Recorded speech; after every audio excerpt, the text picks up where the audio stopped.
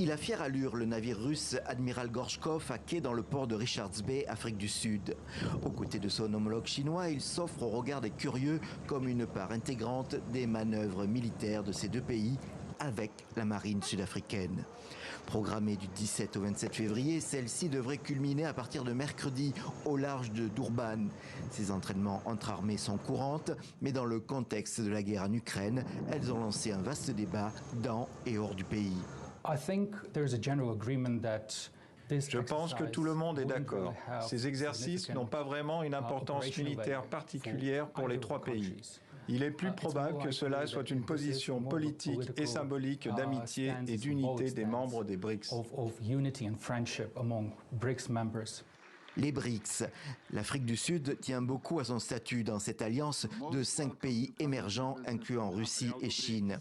Ainsi, elle a adopté une position de stricte neutralité depuis le début de l'invasion russe en Ukraine il y a un an. Mais pour les partis d'opposition au gouvernement, la tenue de ces manœuvres est un pas de trop.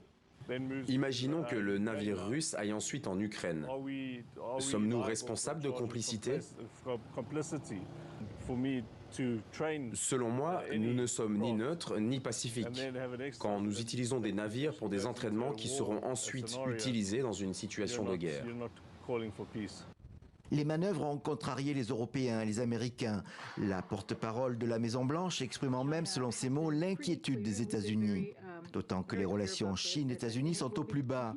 Mais l'Afrique du Sud n'a pas cédé aux pressions. En janvier, lors d'une visite à Pretoria du ministre russe des Affaires étrangères, Sergei Lavrov, son homologue, Madame Nadeli Pandor, a affirmé « Tous les pays effectuent des exercices militaires avec leurs amis ».